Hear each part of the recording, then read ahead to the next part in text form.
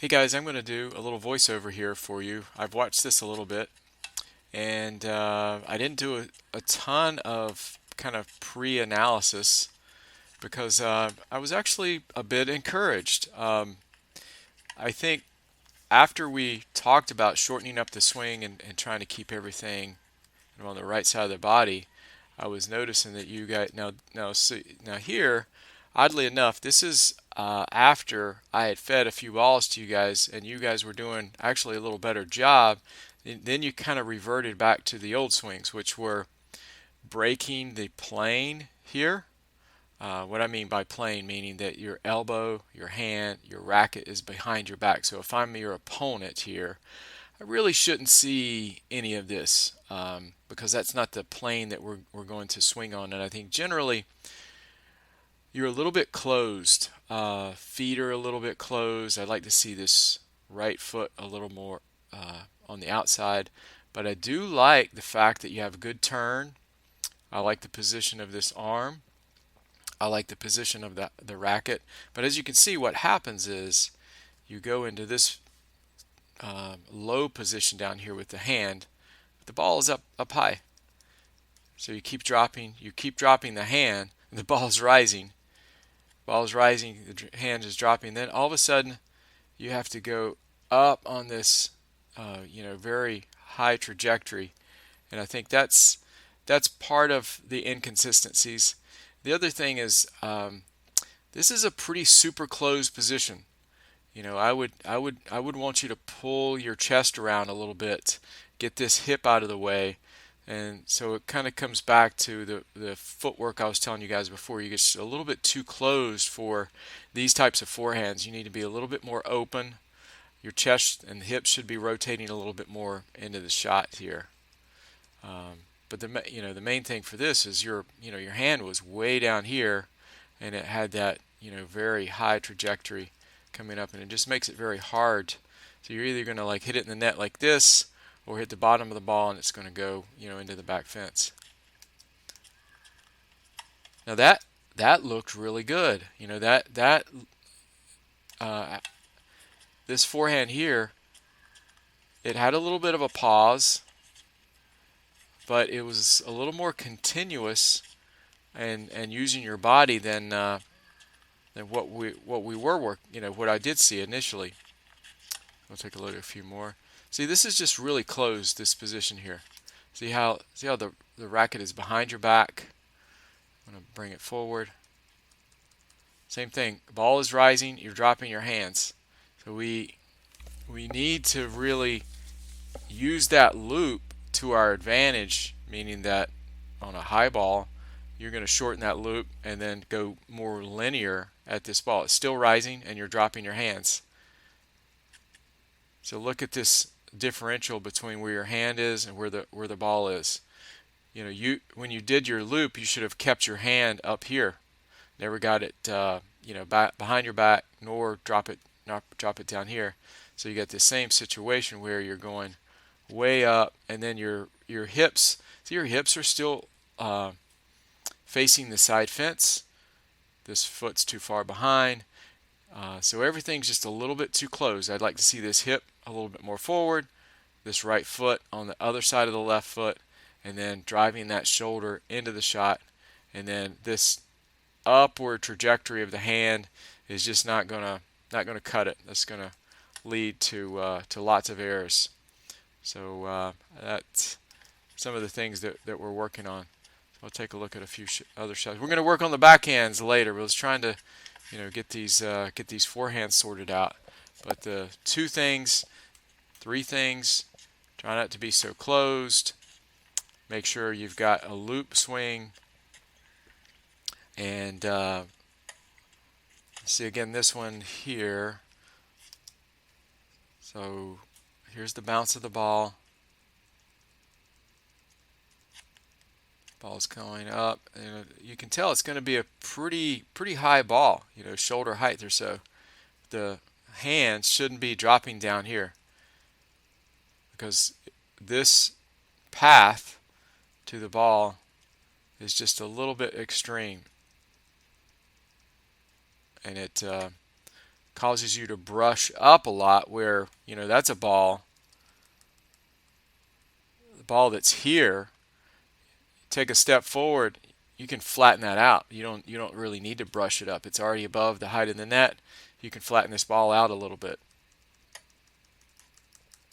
So what I'm going to do is I'm going to end this video and I'm going to show you some pro player examples. I have a few pro models here that we can take a look at, and the things that we're going to look at are racket tip up, hand, racket on the hitting side of the body. Notice how it never gets behind the back here. Also notice the stance. Outside foot on the outside. Swinging out on a 45-degree angle. Federer, racket tip up. Outside foot on the outside. Elbow, hand, racket on the right side, the hitting side of the body.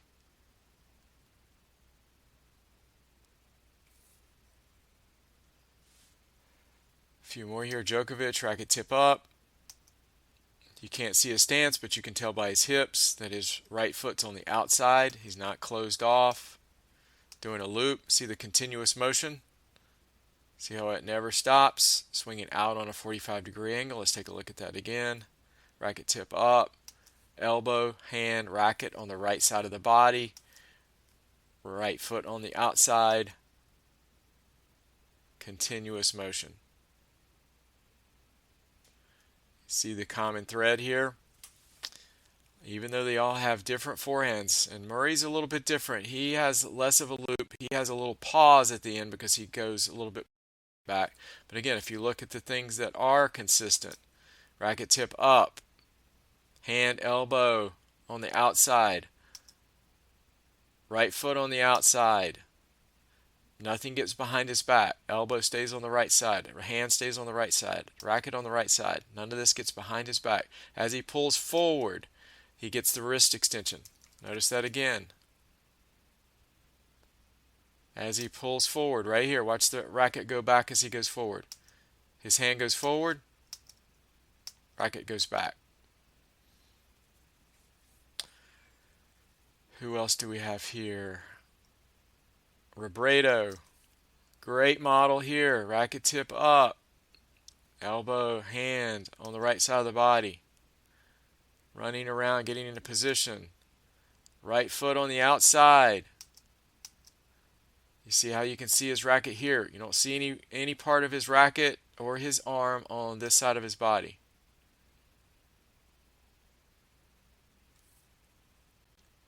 Good angle from Wawrinka here, from the back.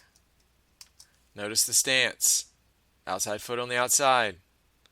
Racket tip up. Notice the continuous motion. Let's watch again. Watch the continuous motion. Drawing a little loop, drawing a little C. Take a look at it again. See that loop? All in the shoulders. Federer again. Djokovic again. See the C? See that little loop? Everything's continuous. Everything's on the right hand side. Monfils. Same thing. Everything's on the right hand side. Right foot on the right hand side. Wawrinka again. Let's take a look at this. Racket tip up. Drawing a little C.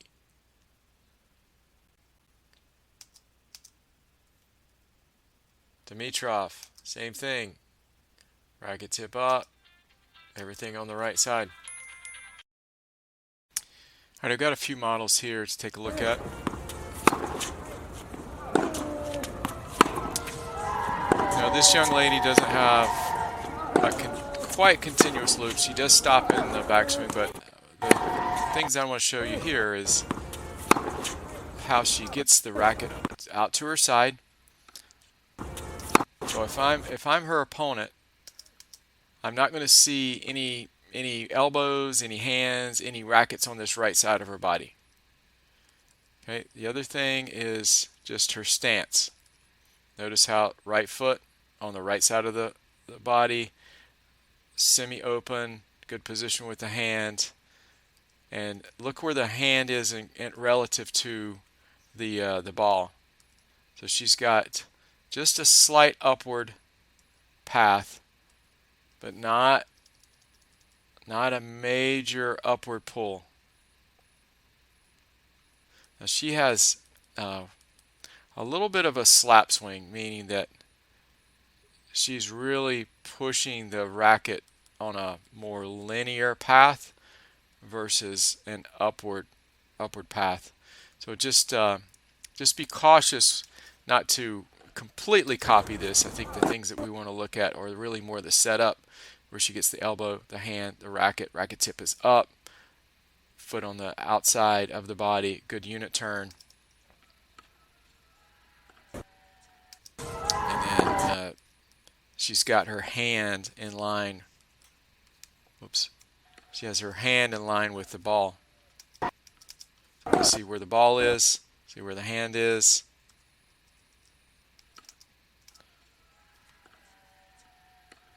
A very clean stroke. So much less chance for shanks or missing the targets a lot.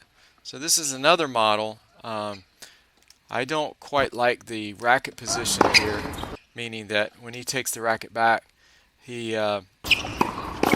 gets into a more neutral wrist position here, and the racket and the hand and the arm are kind of flat, but you notice that everything's on this side of the body.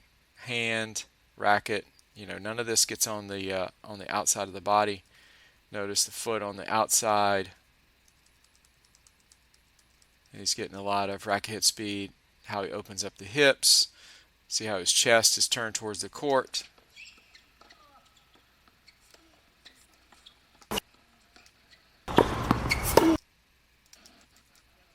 Go to the next model here.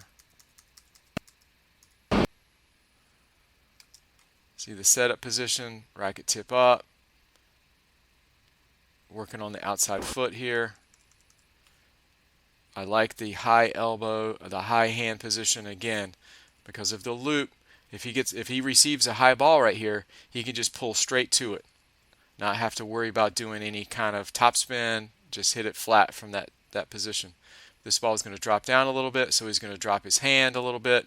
Notice right foot on the outside, hips are slightly open. And as he turns into the ball, he's going to pull that handle. Notice the spacing here.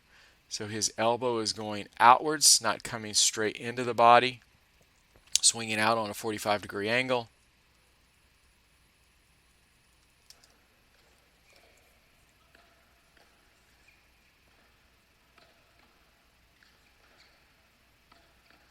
A very good model to copy here. From the setup position to the rhythm, see how the swing is continuous. Watch this. Nothing. It never stops in the backswing. Everything is just continuous here. You can tell he's got a nice rhythm. So those were the models that I wanted to show you guys, and hopefully this helps by seeing what it looks like on a model versus what you guys are doing.